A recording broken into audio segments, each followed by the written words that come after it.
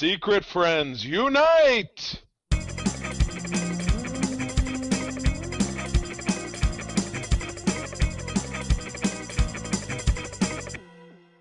Welcome to the Secret Friends Unite podcast, episode 390. This is your guide to the geek side.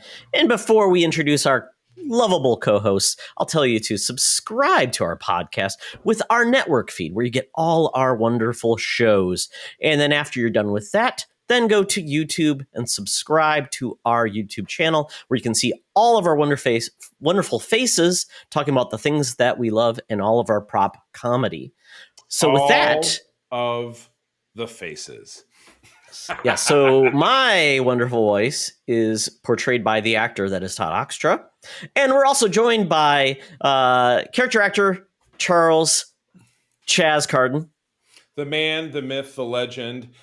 Due to illness, the rule of Charles Carden will be portrayed by Charles Carden. That's me. Hello. I'm sporting new cheap swag tonight. Network tee from Sticker Moose, $9 and then my piece of love jewelry.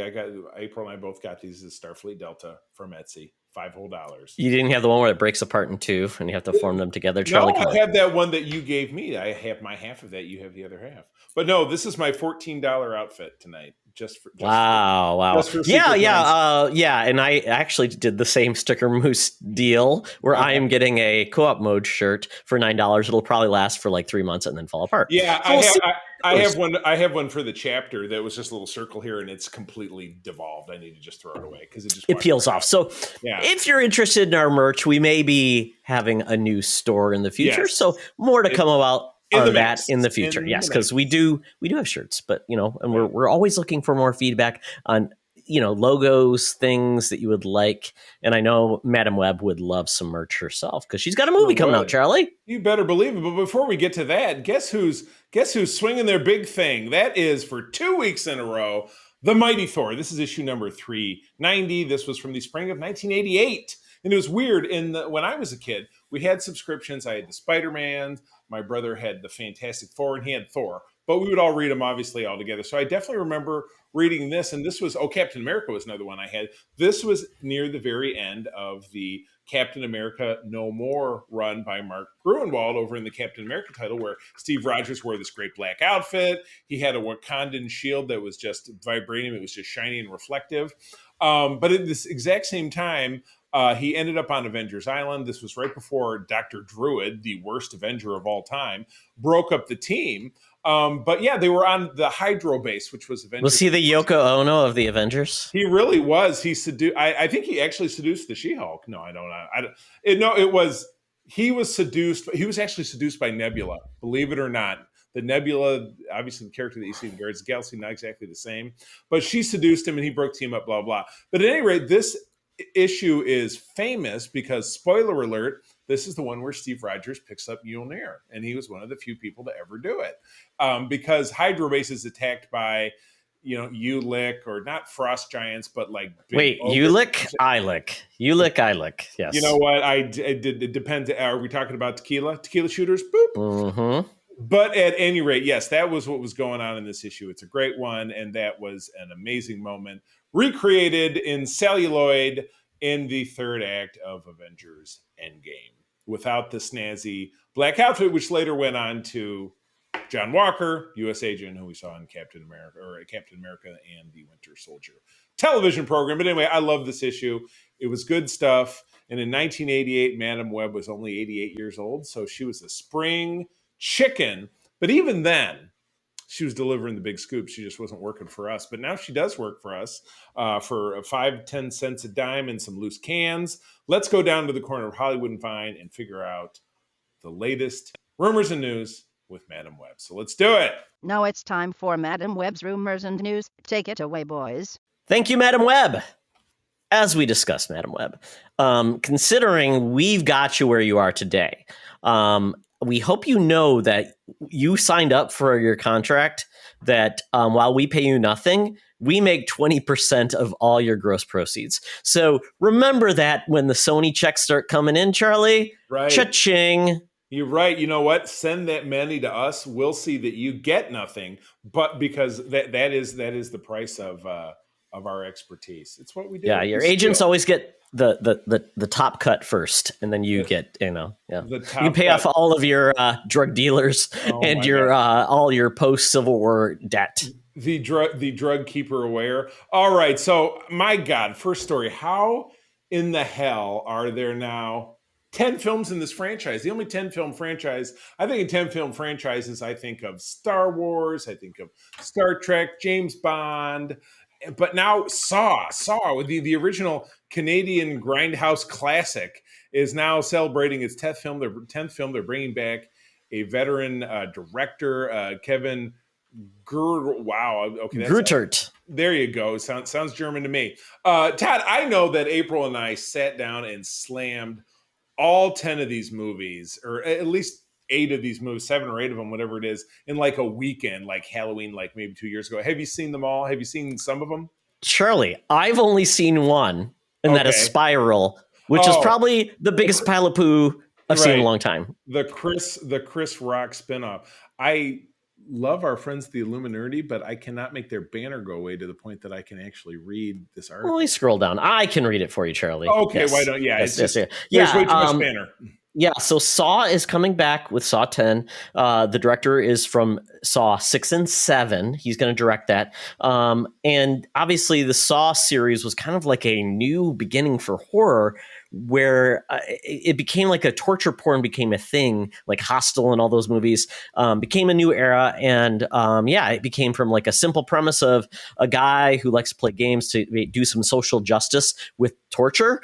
He had to make a tough decision, and then we had the little puppet guy, and it kind of went off the rails because then he died, and then he had disciples of doing this kind of crazy stuff. In the last one, Spiral, Chris Rock got behind. It made like $40 million, I guess. So that's pretty good. But it kind of was more of like, oh, I'm inspired by the Saw killer. And so I don't know what they're going to do. But a lot of times with horror films, they ultimately have to reboot themselves or start from scratch or do something else to get some more credibility. And I guess maybe this is the way they can do it. And it even says, Jigsaw and Spiral from the books of Saw were the last 2 films. They use far more CGI. So I guess it looks like they're trying to go back to their roots by using more practical effects, which, can work really well. And this is coming October 27, 2023. Spiral came out in 2021, I believe. Because remember, that was the movie. I'm like, oh, Charlie, it's brand new. Like, no, Ox, the trailer had been out for like a year and a half. Right. Like, well, yeah, they probably know this. And they filmed it a year before that. Yeah, the last one that we saw, no pun intended, what we saw, because we go see movies in the theaters. It's just our thing. I talk about it all the time. But it was a prequel. It was a prequel to all of it. So it was like, or it was wedged in between. It was a prequel somewhere in between. This is like trying to figure out the Fast and Furious movies. Yeah. Oh, the Tokyo Drift really took place between 5 and 6 because I was just, oh my God. A horror movie doesn't need to be Shakespeare like this. You know what I mean? But again, obviously they're making this because the last one made a bundle, right? I mean, that was at $40 million. It sounds like a lot for a run-of-the-mill, super cheap horror film. They're low budget horror film making $40 million, and there's a fan base. They probably bought the movies, the merch, all that fun stuff. There's always so much tied to it when it's like a serial killer or somebody like this. There's just a lot of fan base you can feed, and you can get like me or you watching these that aren't really like ravenous about them, but we'll still watch them. So and it will be interesting to see if this is a sequel to Spiral, or if it's just like we're going to start from scratch, like I said. And it sounds like Tobin Bell, who he's the guy that's kind of tied to the series, could potentially come back, which is kind of crazy because he died of cancer, I think, or something like that, right, Charlie? And in like the third or the fourth one, yeah. But then they're like, oh, he actually had this secret, this and that, and he also had this secret, this, and it's a whole movie. He has a twin. Right. Yeah, it's very soap operatic. Yeah. So regardless, we didn't see the Spiral one probably because of COVID or whatever it was, but I'm sure we'll see this one. Because again, Halloween. Charlie, there's still time to see Spiral. It's still, it's got to be streaming somewhere, right? It's probably on Hulu or whatever. And you know what? I took one for the team apparently on that one, so you don't have to watch it. But by all means, why break the streak, Charlie, and not watch all of them? And if you tip April off to it, we're going to have to. But never forget who watched Fantastic Four 2015, so that you didn't have to.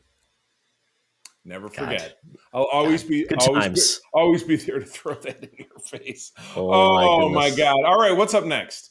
Yes, so we are getting the Addams Family is coming back. They've had 2 animated films that I think did fairly well, aping the style of the original comic. So if you remember the comic, that was a different look than the TV series of the Addams Family. We had the movies, we have cartoons. I had no awareness that it was based on anything other than the original IP being a TV show. Oh no! The comics came out long before. They were like one. It was like a Far Side, right? A one snippet, a Ziggy, as you will. It was a comic strip. Is that what you're saying? It was in magazines and things like that. So it was like a one panel, and it just told a goofy thing, like the Family Circle, Charlie. Right. Well, you know what? Somebody at me on Twitter at the C3. Let me know if you were aware of this, because this is just right over my head. Oh yeah, wow. Yeah. So because they have a different look than they did in the TV series or whatever. So, but we are getting a new Addams Family series coming to Netflix, and it's entitled Wednesday, and it's following actually Wednesday Addams' her path to school. And this is essentially she gets expelled from the normie school. And she gets put into this Nevermore Academy. Sorry, the Raven. The Raven. We covered that.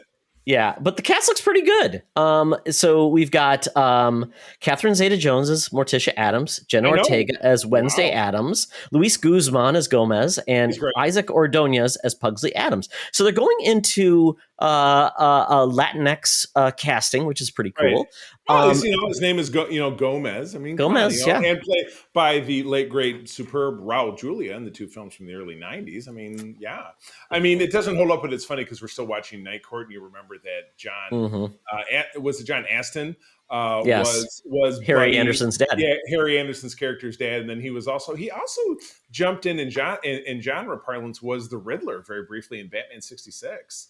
Oh, really? Yeah, there was know that. Yeah, there was a breakdown, and I don't know if it was in between, and then Frank Gorshin had a big deal, or he had a bender with cocaine or something. Well, yeah, or something like contracts fell out or whatever, and Google that. John Aston is the Riddler. He was in I don't know how many appearances he made, but that's another show that I have it on digital because I got it for like $20, and certainly have never watched even 20% of it. I really are, and I have it on DVD as well. Again. Because I think I started watching and April's like, oh God, this is fucking terrible. Turn it off. And I loved that show as a kid. Every day I would watch it, and it was just stupid and goofy at the time. But I didn't care because I got to see Egghead and the Pharaoh or King Tut. Sorry, the vibe. I have always thought the vibe of Batman '66 and the original Star Trek, they look very similar. Like the film stock is super similar. He had a shit ton of shared actors. Frank Gorshin being the biggest one of them. You know what I mean? Exactly. But as we get back into this, so this is going to be a series on Netflix. It looks very fun. Tim Burton's directing it. I watched the trailer for it. I think this will work really well. Tim Burton, this is right in his wheelhouse. He's not like doing something weird or goofy to it. I think he's just having fun with characters. Like, this is definitely better than the Munsters. So we have that. Holy shit. Boy, talk about something that's setting that bar very, very low. I think we're still going to watch that one, Charlie. We have to. We have to. Yes. Well, it's just the way it's got to be. Yeah. So this is going to be on Netflix. I think it said fall. Let's see. It's got to be October, right? It's got to be before Halloween. Yeah. It says fall 2022, which is just, if you don't get this before Halloween, what are you doing, Netflix? Yeah, I mean, I bet in the next week or so there'll be a piece of news on this because we're already about ready to squeak past Labor Day. So absolutely. God almighty. Go down like that. I know. It's been a wild summer. Okay, moving on. Oh, our very own. Speaking of getting ready for Todd and Charlie's big payday. Ooh, new Madame Webb spoiler-filled report reveals Spider-Woman, Ben Parker, Peter Parker's mother, and more. Oh my goodness. But no Peter Parker. That's what just kills me about and he even put it in the notes, what we've dubbed the Spumco, the Spider-Man cinematic universe, which I don't really know the acronym lines up, but Spumco is kind of fun to say. It's kind of dirty. It's like funny. Acme. It's like Acme, where Wile E. Coyote gets all his pranks. Yeah, so it just sounds like, according to, again, spoilers galore, that we're getting everything but the kitchen sink. Richard and Mary Parker, Ben Parker, maybe not Aunt May because that's too many old ladies.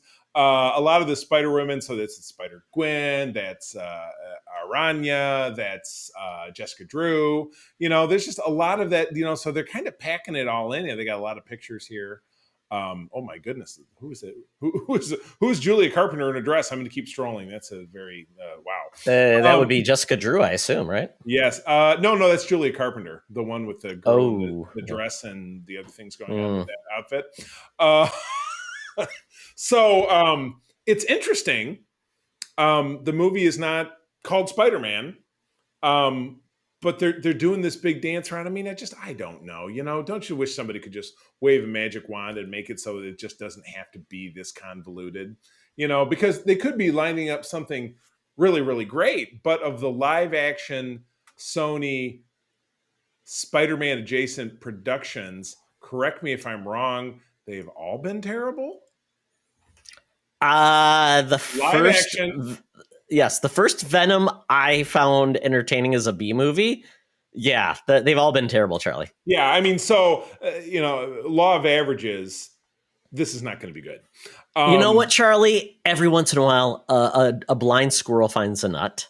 Would this be a dog shines on the sun shines on a dog's ass one day, or a broken watch is right 2 times a day? Well, this could be like a prequel, because this could be like Madame Webb before, she's old. So maybe this is like the olden days and she is friends with, the Parkers. Okay. So this could be a prequel, which could be weird and odd because what's a prequel to? Well, it doesn't tie to anything new. So it's like, I don't know. It could work. Well, and it can't tie to anything substantive because in the current MCU parlance, Peter Parker doesn't exist because he got erased by a spell.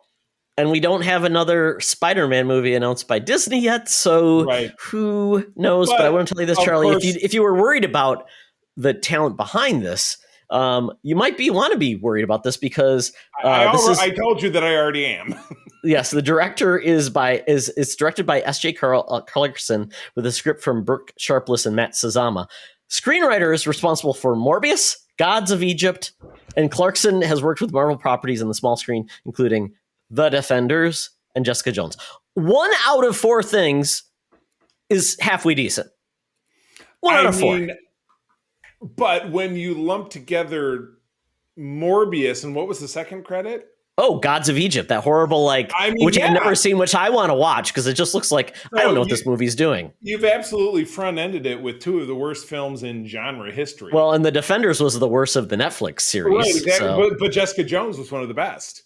So exactly. But Charlie, they're 1 out of 4 ain't bad, Meatloaf. We had in an episode of Code 47 with my former co-host Aaron. It was Mike Loaf, or I dibbed it Matt Loaf, and I think that was the name of it. So this is 25% of Matt Loaf. There you go. I think it was the same gag too. The blank out of blank ain't bad, Matt Loaf. But Madame Webb, we are hopeful that this is going to do well. Charlie, we've got to get behind this because if we have a financial investment in this, and we may have to say, by the way, SFU owns the Madame Webb character. We may have to put that out there, that we actually take our views of this movie with a grain of salt. We might have to swallow it up. Speaking of grains of salt, and I added this at the last minute, Todd, because I only really read this an hour ago, but I've been trying to dip my toe back into reading current comics. I have the Marvel Unlimited. I don't use it as much as I should, so trying to get caught up on Spider-Man. I got pulled away by a title that I'm going to talk about in the Geek Easy. But right now, there were 2 things I got out of this link that I posted. First and foremost, we're getting kind of a crazy retcon with the Fantastic Four, where the other child of Nathaniel Richards, Reed Richards' father, through by hook or by crook, and Todd, if you scroll down, you'll see kind of the summary here. Fantastic Four number 46. He has a daughter, and so now Reed Richards is going to have a sister whose name that they don't give. I thought they did. Anyway, Is it Richarda? Richardico. Yes. But anyway, yes, this is a first. Now, I love the Fantastic Four. Sometime in between, the late '90s when I tuned out, and then when I tuned back in the 2010s, right before they canceled the book and then ended up bringing it back, the Richards ended up with another child, so they have a daughter in addition to having Franklin. So now sister-in-law. Keep in mind this is Marvel's first family. They're going to invariably be the next big thing in the MCU team-wise, I would like to believe. So I'm invested, I'm interested, but it's always really iffy when the slug line says, "Not a dream, not a hoax, this is real." Come on now. Is it though? Is it though? You know what I really hope is not real is that again, don't bury the lead, but Amazing Spider-Man relaunched again, now past legacy numbering 900, but this is volume. Is that different than the all action Spider-Man comic or whatever that probably isn't around anymore? Because I don't know what you're talking about, it's irrelevant. But yeah, this is like Amazing Spider-Man volume like 7 or 8. But John Romita Jr. is back. John Romita Jr. is a great heritage Amazing Spider-Man artist. He drew back in the 80s. But basically what we got going on here is that Spider-Man has a new costume inspired by the Green Goblin, and he's riding a goblin glider. This will not bear fruit, and I think this will go the way of the silver-plated spider armor from Web of Spider-Man number 100 in 1993, which he broke at the end of the issue and was never seen again, but still got made into an action figure. And you know who owns the action figure? That guy. That guy. Yeah, I could see that. Now, I was looking at some of these other ones, Charlie. One that really piqued my interest, because there's a ton of Avengers series. So Avengers Fair, I don't know what's going on there, but apparently it's Thor looking pretty cool. But one that popped out to me is Defenders Beyond, Charlie. The Beyonders in this. I know, yeah. If you read the bullet points below, that's pretty. And I do really like that Marvel is they're publishing things smartly these days. They're giving us 5-issue miniseries. Very perfect. Smart. Don't need an ongoing. You know what? If you have an ongoing, if it makes it past the 12th issue, I would be stunned if it is not something heritage. If it's not a Avengers, Fantastic Four, X-Men, Spider-Man, it's not going to make it. Then they can just say of 5, of 6, of 7, of 8. Just keeps growing. Yeah, it was always meant to be a limited series, but they've got one based on the Cosmic Marvel captor Janice Vell. That's also a limited series. Miles Morales is still going strong. Got the 5th issue of a Spider-Gwen-Gweniverse, which I'll probably read because you're finally getting little different. You look at this cover. There's a Captain Marvel one. There's a Captain America one. There's a Wolverine one. There's an Iron Man one. I am digging it. So yeah, but again, Marvel Unlimited, it's the for a comic reader, it's the best money you'll ever buy. It's the best money you'll ever spend out there. Oh, and Todd, the patch that I was telling you about, that's what that's a little side character of Wolverine. That's winding up. Boy, if you click on this, he's running with 2 lightsabers. I love it. That's fantastic. Yes. And no shirt. So yeah. So anyway, I'm making an effort to tune back in. I'm going to put myself out there on Front Street. At me on Twitter, the C3. Let me know something heritage-wise that's enjoyable, or maybe even something that's not heritage-wise enjoyable that I can grab. That's older than 3 months old that I can pick up on Marvel Unlimited. I'm totally on board. I would love to hear from one of our listeners, and I will read something. Todd, maybe you can read it too. We're about due for a cover wrap-up where we bring Katie back to pick one of our wonderful cover selections. But yeah, I'd like something totally out of the blue to read and see if I like it. Yeah, and with Marvel Unlimited, all you have to do is be patient because within 3 months, the new issues arrive. Exactly. It's well worth it. Exactly. It allows you to try things and there's no penalty for trying them. So when you're not reading comics though, you may be interested in a movie by if you liked murder mysteries and you like hopefully you like the man who made The Last Jedi. Hopefully. You loved Knives Out. I loved Knives Out. I thought it was a fantastic murder mystery, great ensemble, just really good take on the whodunit. And we had a spoof title of this over on Holocron. Mark called it Spoons In, and I said it's Knifey Spoony. And Todd, do you remember Knifey Spoony? That's the Australian game where he says, that's not a knife. This is a knife. That's not a knife. That's a spoon. Oh, I see you played Knifey Spoony before. No. You're killing me, extra. Come on, Bart versus Australia. Moving on. Knives Out. Ryan Johnson. Really good director. Say what you will about, if you loved Last Night or not, it doesn't matter. He just makes really cool films. I think I like it when he does original things because he just gets to play with whatever, and he doesn't have to worry about fans saying, that's not how it was done, or I didn't know that detective had that power because he didn't show it in the previous movies. We don't care. Ryan Johnson, though, Netflix got the rights to the Knives Out franchise, so we're going to get more of these movies coming out on Netflix. And the first official one comes out. It's called Glass Onion. A Knives Out mystery arrives this December. Oh, I cannot wait, God. Charlie.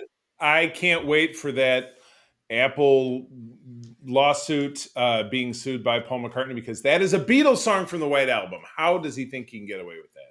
Well, I'm sure there's not a song attached to it, so that's probably how they do it. But the plot begins when tech billionaire Miles Braun, played by Edward Norton, invites a number of quirky and mysterious friends to his private island. Doesn't take long before someone turns up dead, of course, and the group calls in Benoit Blanc to solve the case. And so we've got an image of the cast, and it looks great. I mean, you're getting actors across the fringe.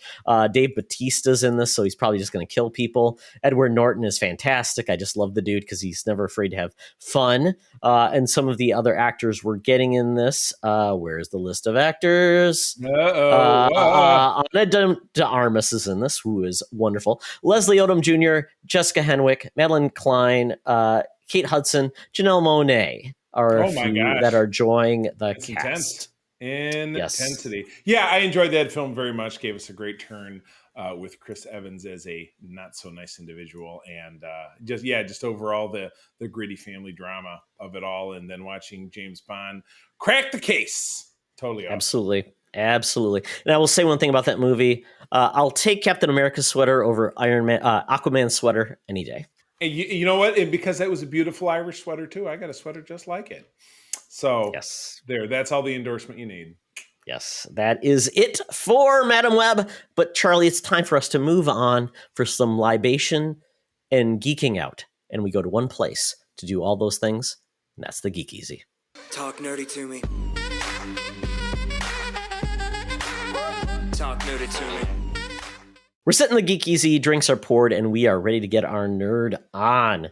Well, we're about to hit like the hyperspeed in TV content, big nerd stuff. Oh my goodness. Get yourself ready, folks, but we are here for you. And we kick off the week with almost the last MCU project for the year. We got one big one after this. We do. Charlie, we got She-Hulk. What's a big project? Oh, well, we have a movie. Is that what you mean? Or is there another TV show? We do have just the Guardians of the Galaxy special, but yeah, we do have the Black Panthers, the last one of the year. Yeah.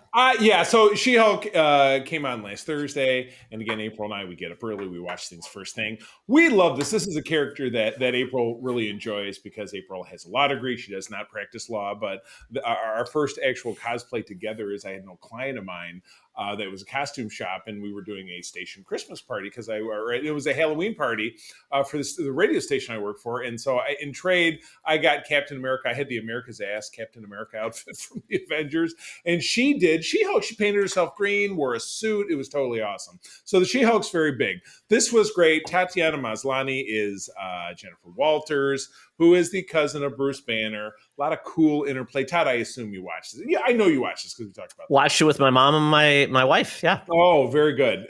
So this was fun. They took a little different bend on this. Instead of, Jennifer Walter being killed, injured in a drive-by. It was, a car accident. She got a little bit of the gamma blood on her. And then so she becomes She-Hulk in the comics. She becomes a slightly less powered, but a completely in control of her own personality version of the Hulk.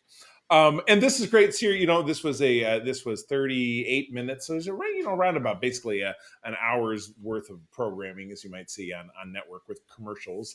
And this was great. It was played for laughs, a lot of cool interplay, a lot of social commentary that I really enjoyed.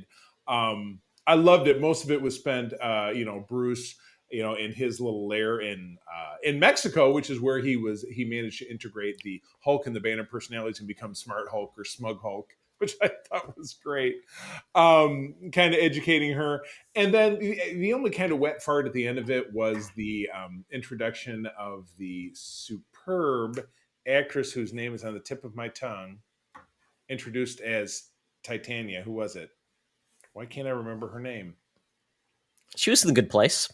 Yes. Why? Oh, it's killing me. But anyway, it was kind of a wet fart moment because she kicked the wall and was like, "Who are you?" And she throws something and then gets beaten. The worst flying sidekick I've ever seen. Exactly. Yeah. It was played for last. But yeah, so definitely the last, your last scene of it really felt out of place. But again, some of it is played for serious, some of it is played for laughs. This was a little too goofy for me, that end piece. But I love this show. This is I'm coming roaring back with the thing that I probably enjoyed the most out of Disney Plus MCU in a while. So I'm totally down with this. I love it. Yeah, the show had a lot of problems. I love the actors. I love what they're doing with the breaking the fourth wall. I just feel like the jokes aren't good. They're not that funny. It feels like it's Ally McBeal, like a 2000 series with punching. Mm-hmm. And I just felt like it was just like the comedy wasn't good. It just wasn't funny. I didn't find it like, oh, that joke landed. I just thought it was like a lot of things were like trying to grab things and trying to play off the MCU like zeitgeist, which I'm like, I get it. I know what it's going for. I just wish it was a little better written. I think that would have helped a lot. The first episode was a very origin story, which I totally get why they did it, because introduce character, do those type of things. But with no second episode right away, I don't know what the show's going to do. Is there going to be an antagonist? Is there going to be something else? Or is it every episode gets wrapped up in 23 minutes and we just move on? And that's perfectly fine. I just don't know what we're doing. And I don't know. And I kind of felt like her struggle to become the Hulk, there was no struggle. She was way better at it. And her defense was, well, women always hide their anger. And I'm like, well, Bruce had this problem because he was abused. So it was kind of like, and it kind of felt like you need a better training scenario. Like, you need to go through some challenges versus I'm better than Hulk and I've been doing it for 15 minutes. I just thought that was a little too much. Like, you thought she was too Rey from Star Wars. Was that your issue? I just thought it was kind of, it didn't feel earned. It just felt like I deserve this and I shouldn't have to work for it. And her whole focus was, I don't want to be a superhero. I just want to be a lawyer. And I think I know where this is going, Charlie. I think because we've seen that she's going to be hired to be the face of the law firm. And I think her struggle is going to be, she was hired not because of her skill. She was hired because she is She-Hulk. So I think that's going to be the challenge. Right back into what I'm going to talk about next, which is, I'm sitting there reading. I do a plasma donation. So I was doing that a couple of weeks ago. And I'm trying to read My Amazing Spider-Man, and Marvel Unlimited pops up and says, earn 1,000 points by reading 2014 She-Hulk series. And I'm like, okay, fine, whatever. Obviously, you know why they're doing it. They're trying to obviously hype up their series come on. Why did they pick that series? Because we just read the brand new She-Hulk, and I thought that was awesome. I went over there, started reading it. I like Charles Soule. He's written some great stuff, none of which I'm remembering right now, but I remember liking it. And this was, again, it was in the same vein. It's very irreverent. Had a lot of kind of I was going to say comedy. It had a lot of comedy humor in it. Comedy humor versus the not comedy based humor.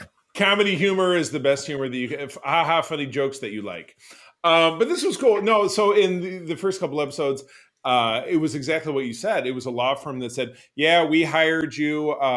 You worked really hard, but whatever, because we hired you so that we could get some of that big superhero business. How come we're not representing Tony Stark in his patent business? How come we're not the attorneys for Reed Richards? How come we're not this thing and that thing?" So you can stay, so they basically said, well, you worked a bunch of hours, but we're not going to bonus you because you're nothing special. And she quits. She strikes out on her own, starts her own superhero law firm. So kind of like Jessica Jones, but she takes up in a building that's, an office building that's all other super people and their little super side businesses. So kind of a funny turn. You get her first client is Christoph, who is Dr. Doom's adapted son, and he's trying to escape Latveria, so he's trying to go to Asylum, but Doom shows up in the courtroom after she wins and kidnaps him anyway, so she goes to Latveria to get him back. Diplomatic immunity! She pulls a total lethal weapon too. But she goes out and consults with Daredevil. He's in San Francisco, so there's a lot of bouncing around, and I'm kind of at a hinge point right now. The big arc in this is this blue file, this lawsuit that was filed against her and a bunch of other heroes that she doesn't remember anything about. So the mystery is why. But when it gets mentioned to people, it gets mentioned to Tigra. Tigra flips out and almost kills Patsy Walker, who's the other starring character in this, and Wyatt Wingfoot, who's Jen's, She-Hulk's old boyfriend from the Fantastic Four days. That was the cliffhanger of the issue I finished. Is she was going to tell him what he was about, but he was also mountain climbing at the moment. So if he flipped out, he might kill everybody in his mountain climbing party by them all falling to their death. So I got to tune back in. It's just a cliffhanger to cliffhanger. So anyway, I don't know how long this series went on for, but if based on what we said before, it'll probably go for like 11 issues, and then I'll be done reading it because it got canceled. But I'm enjoying what I'm reading. Marvel, stop relaunching. Yeah, because we did read and talk about the most recent She-Hulk issues, because we were like, oh, that's coming up, and I like that one too. And it was kind of like after Jen got over being the Savage Hulk, she lost her she lost her inhibitions and came out as the Rage Monster, like Bruce, and that was kind of cool to see. And that's the whole thing about the Hulk. It's kind of always like they're always changing and they're always taking a new approach. So yeah, that's why I like the comics. So I'm hoping they'll do the first episode of She-Hulk, the TV series, take some turns and we have some fun. And we know we're going to get a lot of guest stars. So I think this is going to be fun to see who shows up, right? It's the crime of the week. I want to see the porcupine on the stand, Charlie. I want to see the Titanium Man on the stand. It's going to be Marvel's Love Boat. Just watch out. I hope so. That's how they're going to spin it. Yeah, do it fun. Do it fun. All right. Do it fun. Do it fun. Do it fun with comedy humor. There's your name for the episode. Do it fun. Comedy humor. Do it fun with comedy humor. Write it down. All right. You've got the big enchilada, so you go ahead. I'm a dilettante when it comes to this shit, so I'm just going to be like, yep, okay. Well, you're starting at ground zero this time, though, Charlie. Okay, all right. Well, educate me then. Break it down for me. Exactly. Okay, this is going to be a fun time in the world of Geek, because one of the biggest shows of the year is just dropped on Sunday. I watched it last night.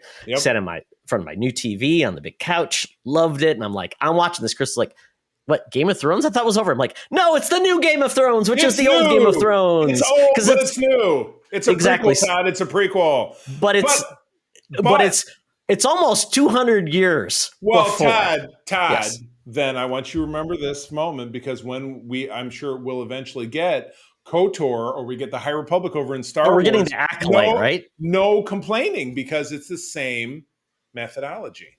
Well, the era is important, Charlie. I always say this. I don't want to be distracted because I have to think, oh, that's so and so showing up. The prequel 20 years earlier. So but it's going to be Yoda and Yaddle. So anyway, yeah, exactly. Well, they are not in this. Even the dragons are dead before they show up. So the dragons don't even make like a cameo. Remember that dragon? Nope, he didn't even exist. Not even. So this happens essentially almost 200 years before Daenerys Targaryen's born. This is about the Targaryens in their reign. This is before the Targaryens were essentially the bad guys, before the Mad King did all his crazy stuff. And this is essentially, we're in this spot where the last peacetime King Targaryen has selects a successor. He could choose his daughter or his nephew. I can't remember his actual genealogy. So instead of his daughter, who probably would have been a good ruler because they didn't decide to allow a woman to be a successor, they pick our king, and I can't remember what his name is. Rhaegar, I think. Yeah, there you go. What a woman! Next thing you know, they're going to want the vote. Exactly. So he has a daughter. And we come many years later. He has a daughter. His wife, though, has struggled with pregnancy to create a male heir. And this is kind of the crux of the first episode. It's really good. It kind of layers on the fact that the whole thing relies on having a male heir. If you don't have that, then it will create a lot of dissension and issues if there isn't one selected. Well, I won't give too much away, because we get into this point, though, where essentially we're going to have a contested throne. Won't say more than that, but I will say this. If you like Matt Smith, I think he's finally getting a good role. Finally. Since Doctor Who, he's struggled with finding a good role. I think he's pretty good in The Crown. I heard he was pretty good in that. He plays Queen Elizabeth's husband, Prince Philip, I believe is his name is. Prince Philip. Yeah, so he played a young Prince Philip. So we're going to have a contested throne between family.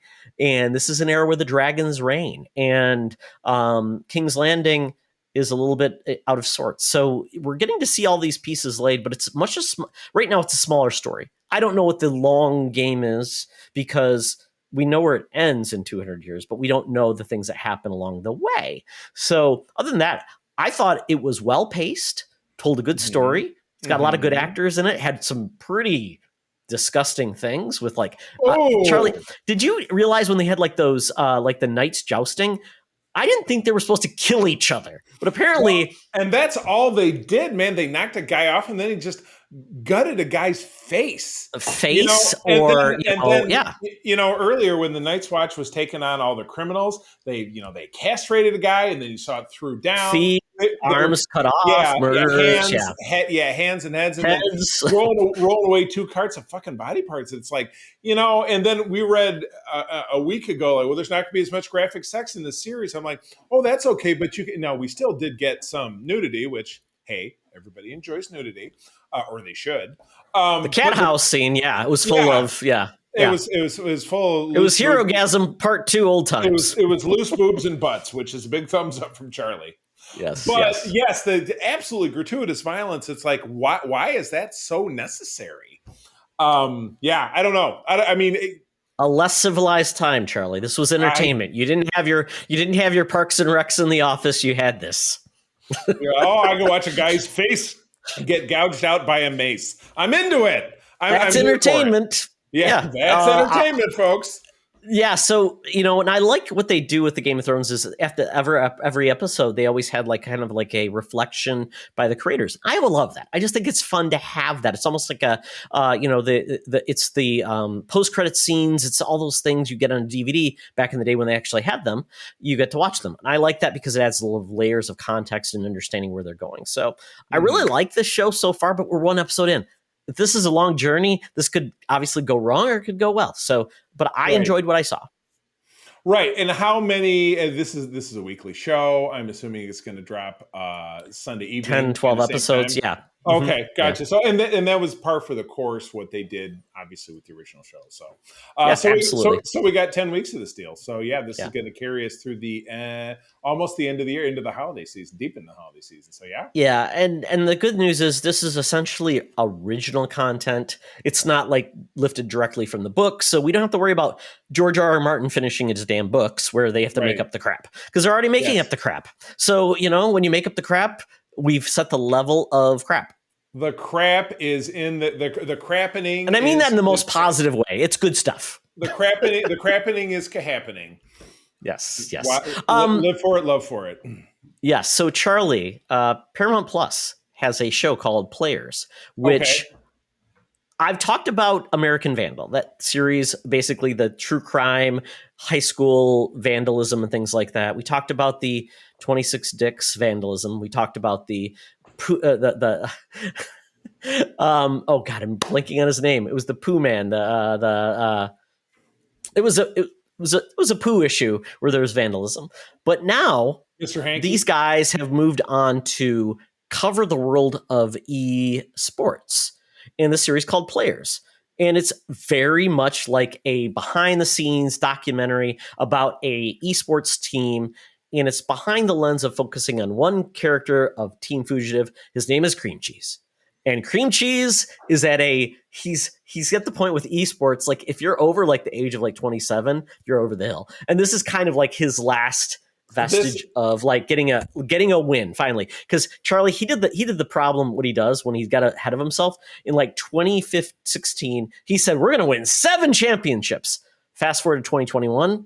They've won 0 championships. It sounds like you're teeing up the next Tada show. Cream Cheese.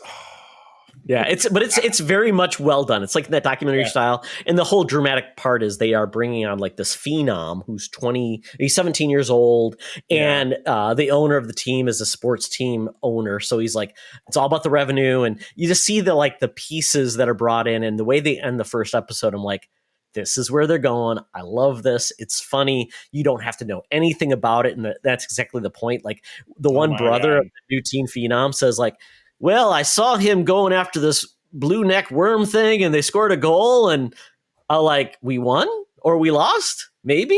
And it's totally hilarious because it's like a lot of people feel like esports. Like, I don't know what the hell's going on. This is bizarre. They're at a keyboard. And how do you make this interesting? So they are very much tongue in cheek on the esports. I don't watch esports. I don't enjoy it. I have no interest in it. But I like the fact that they're kind of making it realistic and having a funny story. It's like kind of like most comedies.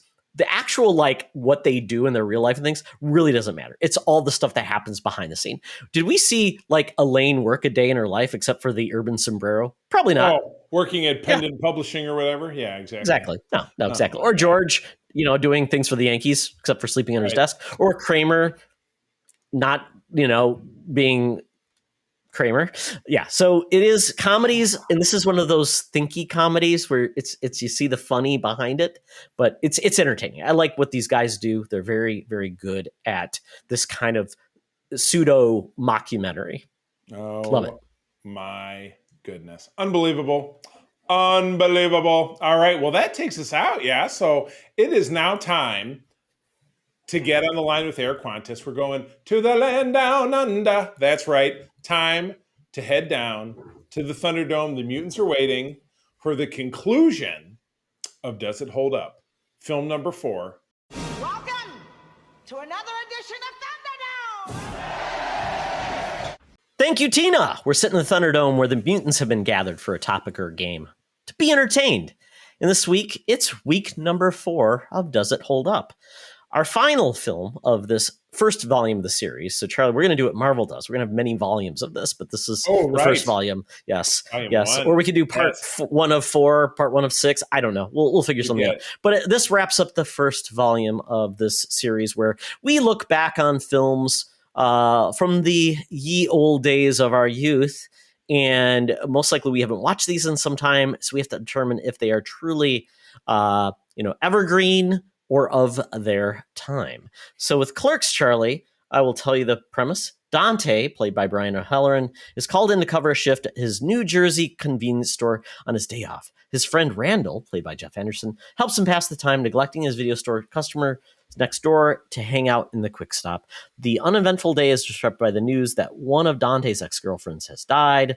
After attending her memorial service, Dante muses over staying with current girlfriend Veronica, played by Marilyn Gigliotti, or reuniting with ex-Caitlin Lisa Spoonhauer.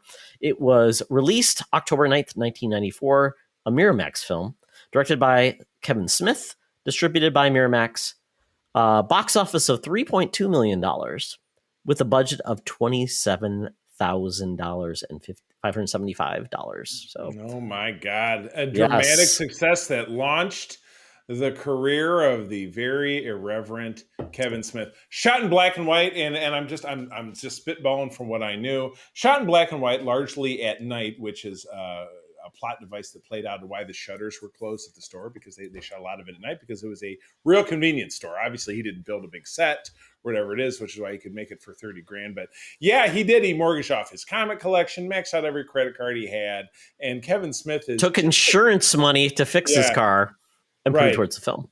That I had not heard. That's kind of Kevin Smith he's just a few years older than you and I, so we're from kind of the same ilk of the generation. His characters Dante and Randall in this are also about the same age. So Dante's Kevin, and then Randall is what's his name? Yeah, Scott exactly. Moser, if you've seen Comic Book Men, he's the big guy with the beard. So no, that's not the same guy. No.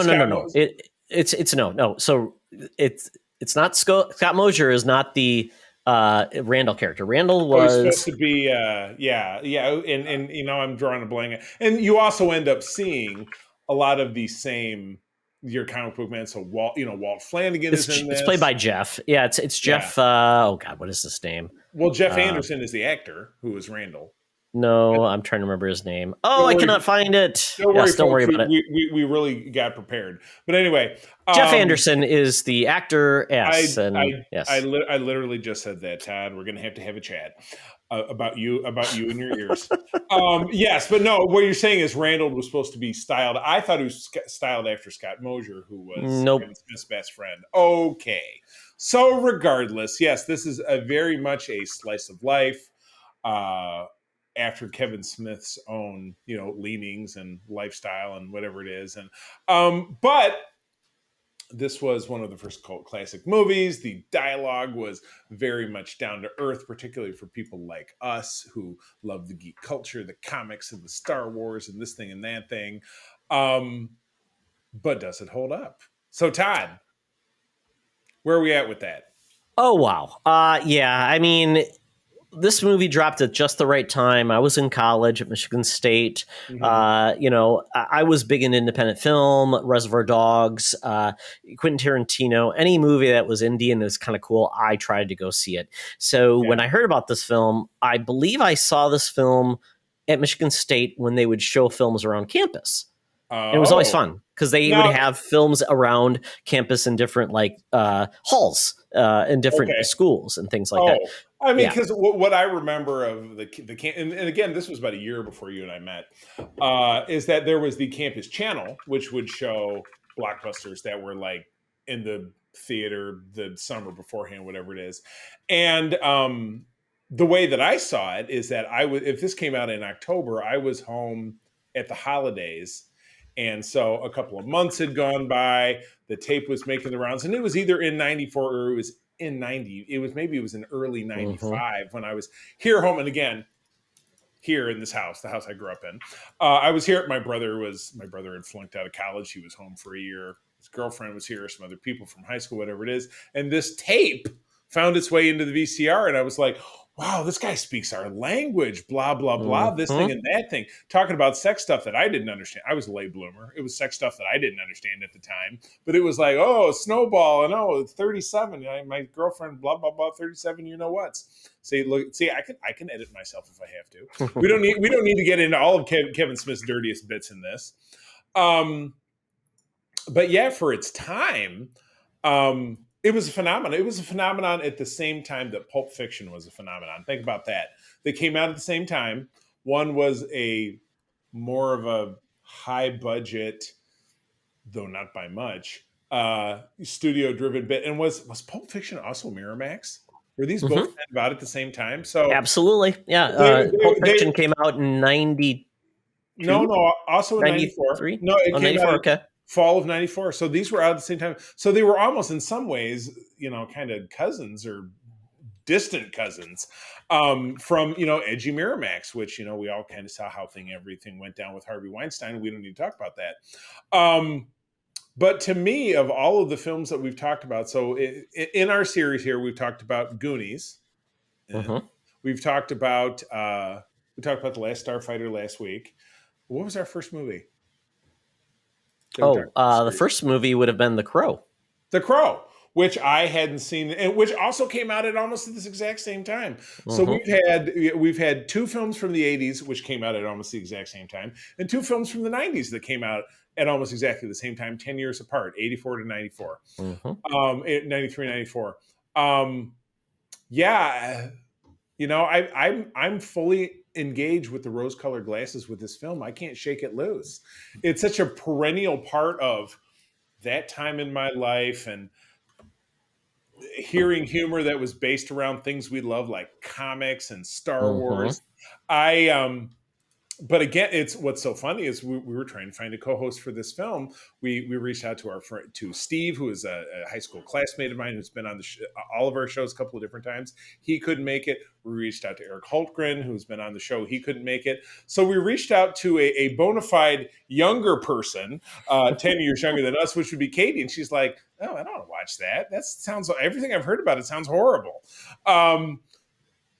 So based on the litmus test and how much I respect Katie and her opinions, I'm going to go with it probably doesn't hold up if you don't really, if you're not us, if you're not a Gen Xer going to college in the early 90s type, I don't know that it lands. I don't know that a lot of the humor is going to land, and there were a lot of kind of obsequious. There was a lot of gay jokes. The f bomb, the gay slur f bomb gets dropped more than once by Jay and Silent Bob, who are the real evergreen characters of this because they've gone on to have such. They are R2D2 and C3PO of the Askew universe. They show up everywhere. I mean, and Charlie, I think you're exactly right. This is a movie of its time. It needed to happen, but it does not stand the test of time. No. The direction is weak. The writing, I could see how it could work on the page, but when the actors were not real actors, it comes off like they are reading dialogue. And it literally says like the woman when they come and pick up Caitlin at the end, because we're not even going to describe what happens, but she's taken away in an ambulance because he's in shock. This woman is standing here with a clipboard saying, "I once had to come and take a report of a man who broke his neck trying to suck his penis." I feel like whatever she was reading was on that clipboard. Or what about the bit where Jay and Silent Bob stuck the word bubble on the outside of the door? I love cock or something. And then Randall stands there for 5 seconds so the camera in the darkness can move in and to finally see what it says. Accomplish the gag. It's like, it's asinine. You're not pulling it off. And so there are bits and pieces of it that land, but boy, on the average, there's bits like what I just described. It's just a fart in church. It's bad. Yeah.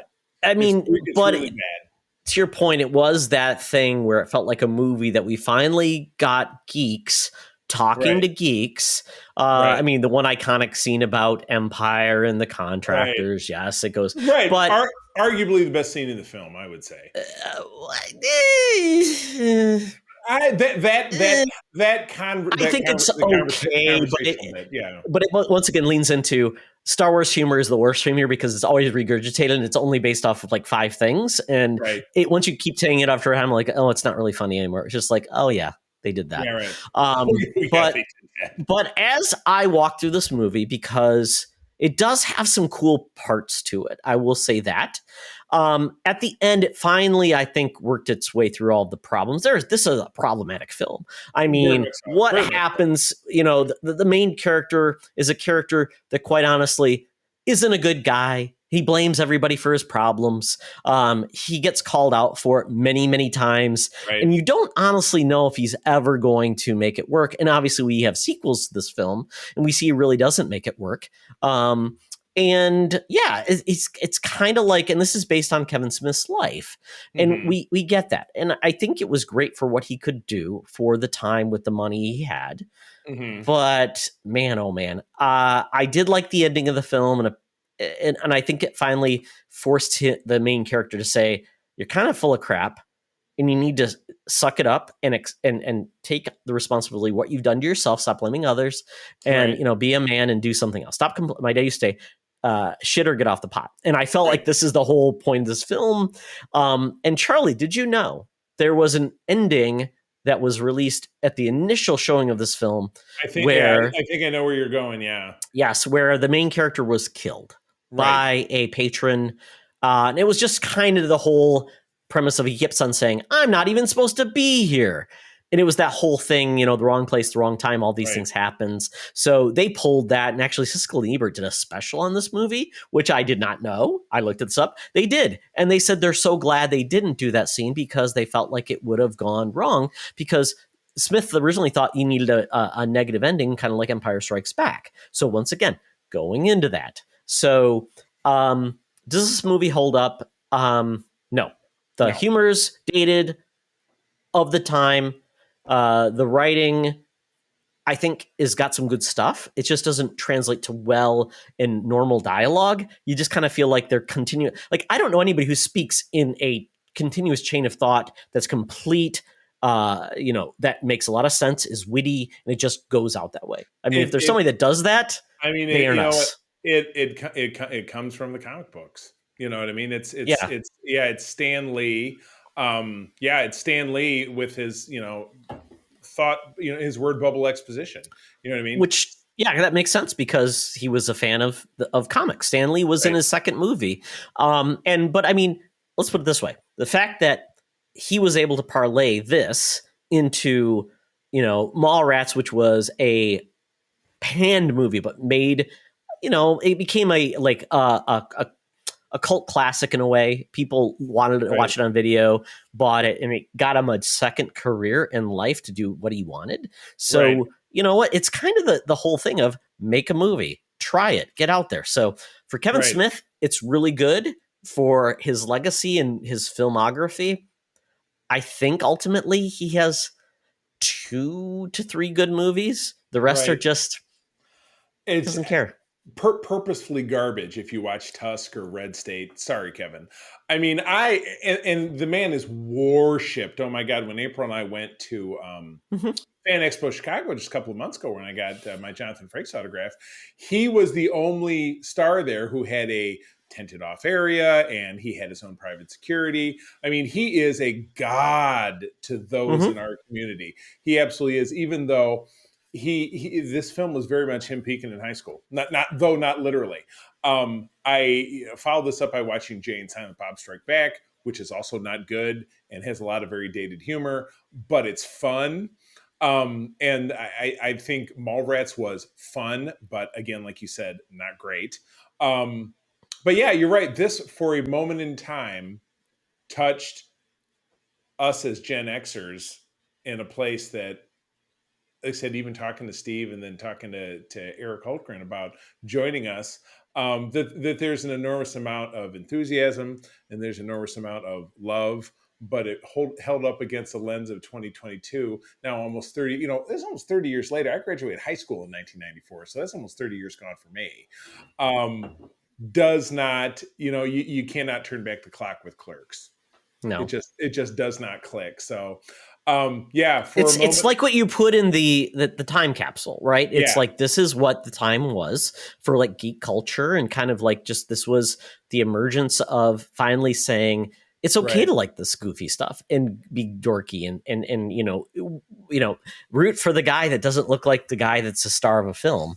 And I respect that. And it, like I said, there were some moments I enjoyed again, but a lot of it I'm just like, ooh, this is really rough. Like those, like the one, like where they're doing like they had those like weird interstitials with like the milkmaids, and I'm like, oh, that just seems really bad. Or the guy that's the guidance counselor looking at the eggs, or the one where they like, oh, I get these stupid questions asked, like, where's the deal or something, where that, and then they had that woman saying there like, wah wah wah. I'm like, oh God.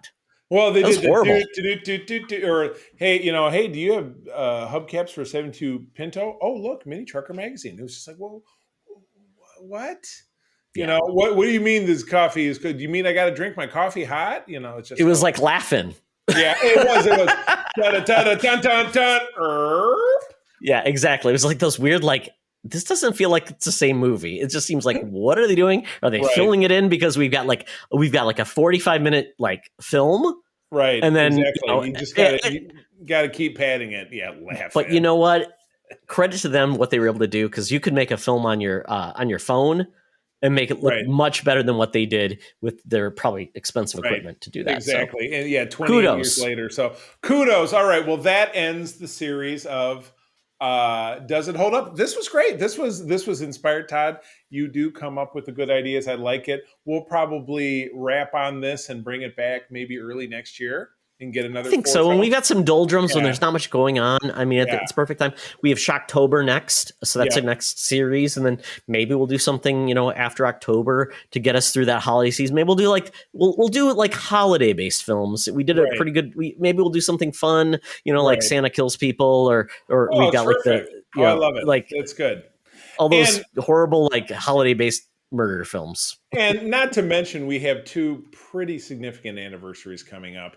Yes, we do. The 2nd or 3rd week of September, I think I pinned down the date, we are celebrating our 8th anniversary of recording this very program. Todd said to me right after April and I got married, we got married in the summer of 2014, hey, podcasts are a thing. I was on one for a while. It ended badly, blah, blah, blah. I want to do one, you and me. And we did, because Todd was at my wedding, and so we'd recently seen each other, and that's how we ended up doing this deal. 8 years is a long time to do anything. It's a marriage. It is my marriage. Oh my God. But shortly after that, before the end of the year, we're going to hang on our 400th episode, which is absolutely just a quadrennial. I don't know if you call it that.